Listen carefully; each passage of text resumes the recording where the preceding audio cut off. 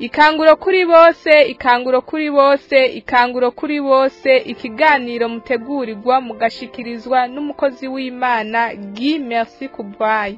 Mugikurikirana imisi yose ku munsi wa mbere gushika ku munsi wa gatanu isaha 11:15 z'agatondo kuri Muhoza TV.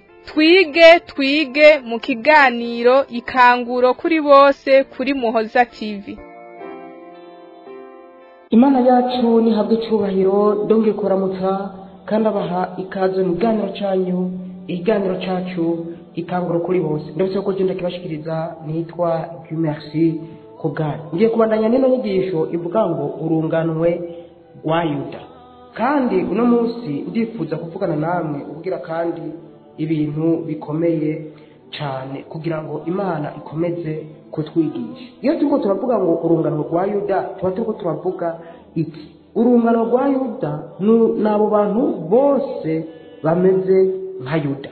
Yuda yarameze gute? Yuda muri Luka igice cya 6:12 gushika ku 14 tubona Yesu ahitamwo intumwa 12 mu bigishwa benshi yarafise. Mubo yahisemo na Yuda yari mugabo.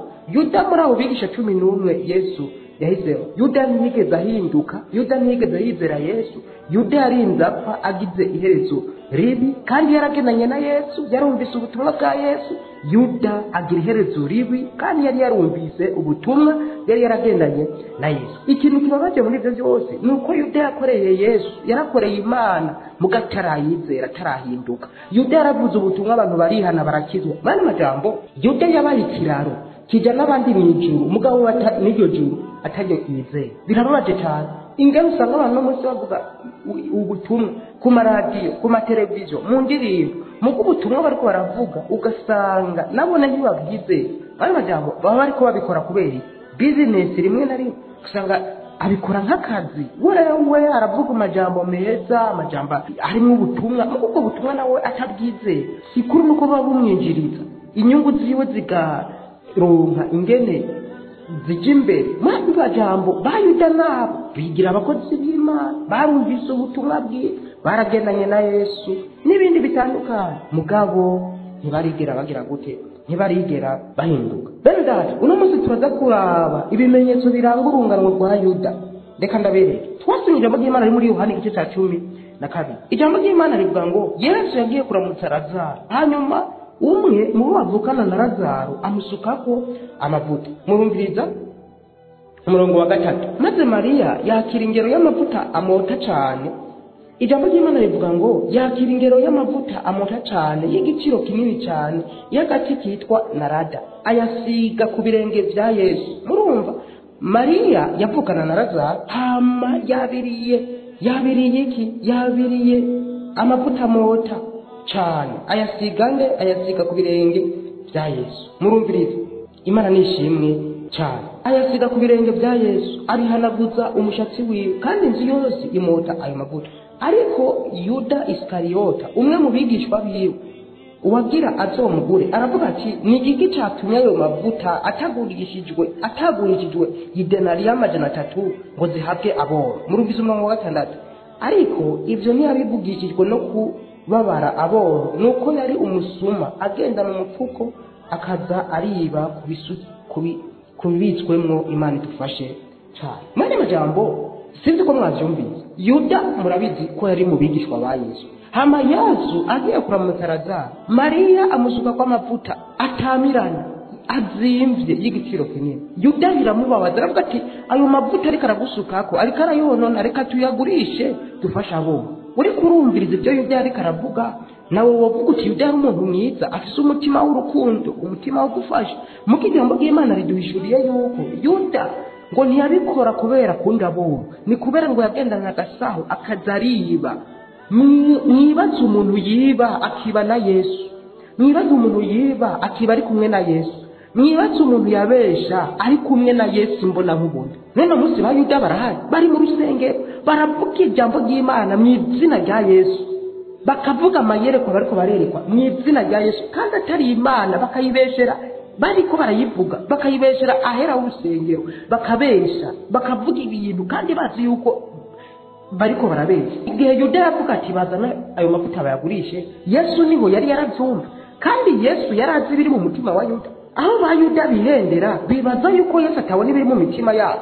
Mwenda turi kuranyumviriza, reka kwibesha mukozi w'Imana w'indyarya. Imana irazi kuri indyarya, Imana irazi kuri umukozi w'Imana w'ibinyoma, Imana irazi ubwo bubeshi bwawe. Ibyo byose uvuga ngo Imana yanyeretse itakweretse, Imana irabibona. Uwo mutima ibyo byose cyo kuvuga ngo tanga amashikanwa twuba ku rusengero kandi ushaka yo kubiba nka Yuda, ibyo byose Imana irabibona. Runganwe rwa Yuda ni mwihane mukitswe by'ukuri, va mu buryarya, va mu buryarya. Amaherezo y'ibyo ni mabi. Iherezo rya Yuda ntiryabaye ryiza, iherezo rya Yuda ntiryabaye ryiza. Birababaje cyane bene data. Urunganwe rwa Yuda nuko rumeze. Ibaze Yuda kubesha akabesha azi yuko Yesu abizi. Ba Yuda baratimvye bafite imitima ikomantaye. Ntubabwire ngo Yesu arahari, bo kwiba n'Imana mu gihe igaragara. Ntibatinyuka kwiba amahera y'urushengero, ntibatinyuka, bariba barabesha bakavuga ibintu biriya mu izina rya Yesu, kandi no Yesu atari we yabibato. Birababaje cyane bene data. Reka ndakwereke kimwe mu bizokwereka abo bantu bari mu rushengero, abo bantu bakorera Imana mukarurunganwe rwa Yuda. Urunganwe by'ukuri navuga ruko ruja mu mahonero, kuko bafise umutima ukomantaye. Nubwo Yesu agerageza kubereka muri ko murakora ibi, ntibahinduka baguma ari babandi. Birababaje cyane bene data. Kandi iyo bagiye kuvuga ubutumwa barabuvuga ukihana. Nayo mwaza ko Yuda atavuze ubutumwa abantu barihana, yarabuvuze. Abantu baragira gute? Abantu barihana, mugabo we ubwiwe ntigeze abwizera. Icambere kiranga urunganwe rwa Yuda n'abantu bari mu rusengero barumvise ubutumwa, simboregwa zama kuboregwa, simboregwa zitazi urusengero ruri, bo bari mu rushengero. Mbere bamwe n'abakozi b'Imana baravuga ubutumwa bafise umwete, ariko ntibarizera. Bene data, Yuda umutima wiwe wari ukomeye cyane. Mwibaze umugore ariko asiga amavuta Yesu, Yuda aramuhagaritsa ati reka, ati zana amavuta tuyagurishe dufasha abo. Kandi Yuda azi ko abesha. Mani majambo ba Yuda nta bwoba bafise na bukeyi bwo kubesha, barabesha mu izina ry'Imana kandi Imana itabato. Abo bantu mu yandi majambo hari ikintu babuze, nzokibereka mu kiganiro cyo ku munsi wetu. Bene data, twisunze ino nyifato ya Yuda, twisunze no mutima wa Yuda, bizodufasha kumenya urungano rwa Yuda uko rumeze. Muga hari ikintu nashaka kubabwira. Bene aba bantu nubwo bari mu rusengero ntibarakitswe. None nibihe byo twereka ubwo rungano rwa Yuda, abo bantu bari mu rusengero batarakitswe, abo bantu baririmba batarakitswe, abantu bavuga ubutumwa batarakitswe, abo bantu bisonzesha batarakitswe, abo bantu baruha bagakorera Imana n'uburuhe bwinshi batarakitswe, inzambi ivuze bakazosigara. Abo bantu twobamenya gute? Reka dusongere ijambo ry'Imana riri mu butumwa bwiza. Mbere kaduhere mu cete Paulo yandikiye Abanyefeso igice cya mbere umurongo wa 13. Ijambo ry'Imana rivuga ngo muri we namwe mumaze kumva ijambo ry'ukuri, niryo butumwa bwiza bw'agakiza kanyu, mumaze no kumwizera. Mumaze no kumwizera niho mwashiriweho ikimenyetso, nicyo mpwemu yera yasezeranye. Bene data, ni bande bakijijwe kugira ngo wisanga uri muri no mugwa bayuda? Ni ikihe kintu cyo kwemeza yuko wakijijwe? Reka subiramo no murongo dusome. Muri we namwe mumaze kumva ijambo ry'ukuri, niryo butumwa bwiza bw'agakiza kanyu. Ubwa mbere nuko ugomba kubanza kumva ubutumwa bwiza. Ariko ndabutse yuko na Yuda yarabwumvise, yarabanye na Yesu, yarumvise ariko arabuvuga. Yuda yarumvise ubutumwa bwiza. Yuda nubwo kino kintu gikomeye cyo kumva ubutumwa bwiza, kuko nishobora kwihana no kwizera ibyo utumvise. Kumva ubutumwa bwiza birakenewe. Mugabo Yuda ndabibutse yuko yumvise ubutumwa bwiza, mukandi bigeze yihana. Rero ngaho ijambo ry'Imana ryavuze ngo muri we mumaze kumva ijambo ry'ukuri, niryo butumwa bwiza bw'agakiza kanyu, mumaze no kumwizera. Ikintu cya mbere kizokwereka yuko wakijijwe nuko wamwizeye. Ikintu zogifatira ku mwanya ndakibereke ku munsi wetu. Mbega twizera gute? Kuko hari abantu batizeye, nka Yuda barumvise ubutumwa bw'ukuri muga ntibabwizeye. Mumaze ngo kumwizera. Bene data, kubwumva ni kimwe, muga kwizera ni kimwe. None kamwe data, woba warizeye, warumvise ubutumwa, warabwizeye. Eka kubwizera bifite ingene bigaragara.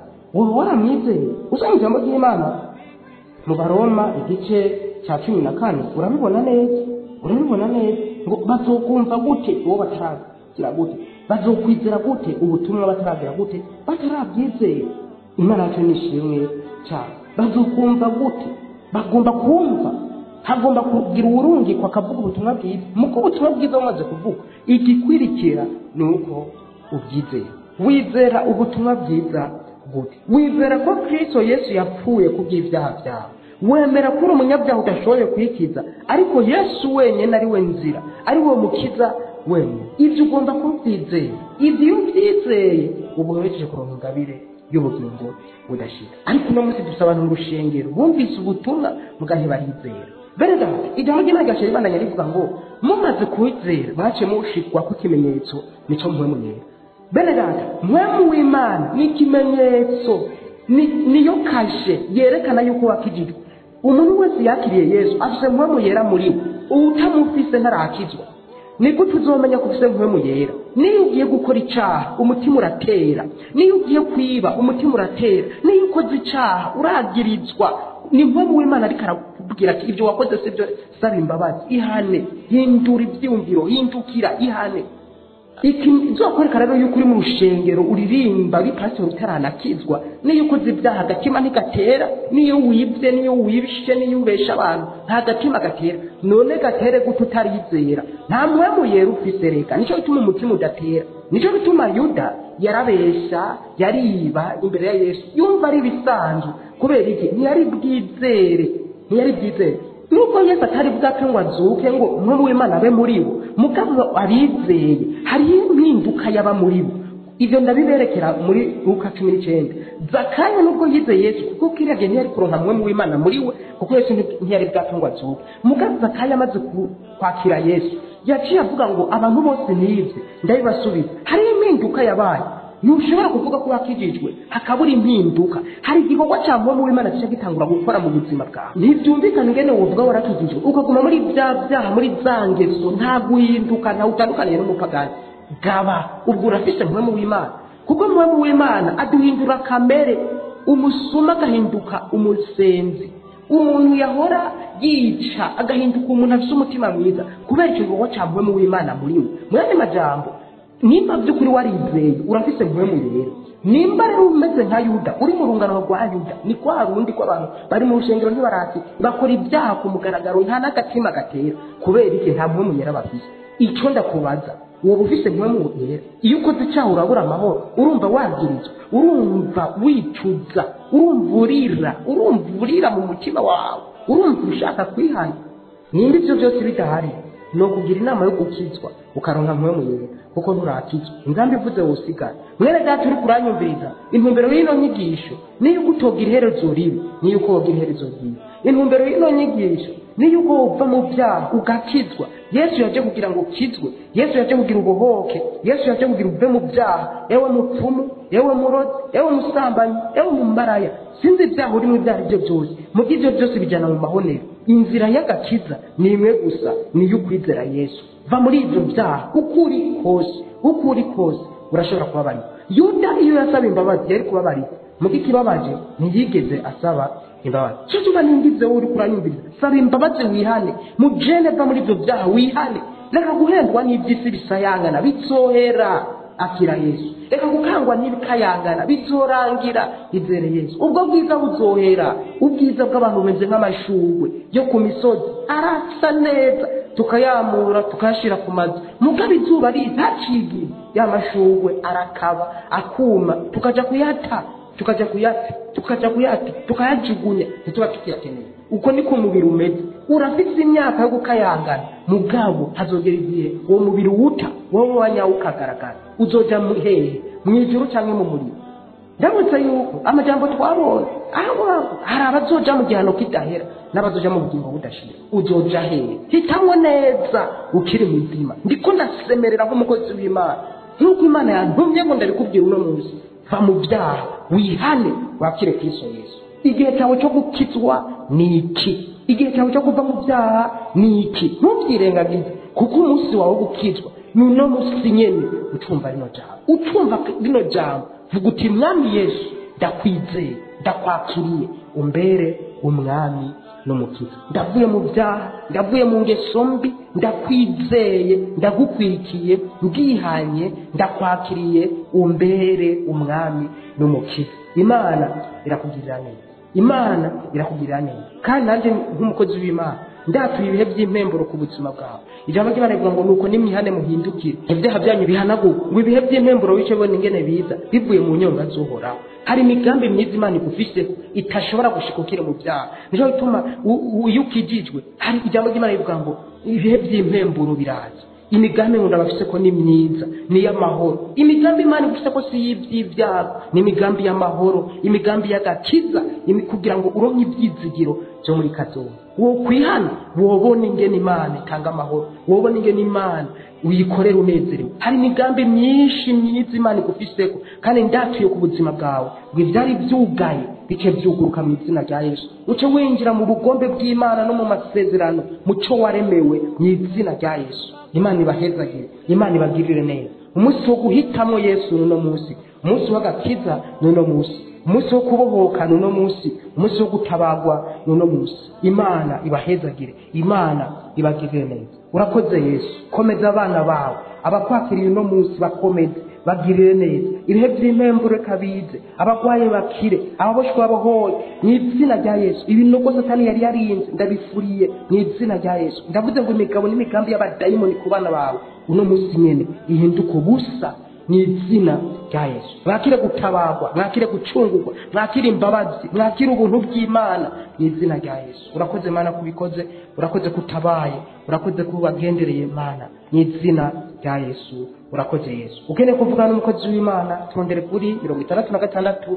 amajana 320 amajana 966 66 amajana 320 amajana 966. Ndazisuramwo ijya nyuma 66 amajana 320 amajana 966. Ihiganiro n'ikanguro kuri bose, genda kubashikiriza nitwa Dieu merci kubgaye. Urashobora kutwandika kuri no nimero twagushira mu makopi ya WhatsApp ukamukurikirana bino biganiro buri munsi. Kene kuvugana n'umukozi w'Imana turondere kuri 66 amajana 320 amajana 966 66 amajana 320 amajana 966.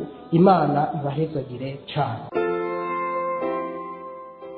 Ikanguro kuri bose, ikanguro kuri bose, ikiganiro mutegurirwa mugashikirizwa n'umukozi w'Imana Guy Merci Kubwayi. Twige mu kiganiro ikanguro kuri bose kuri Muhoza TV.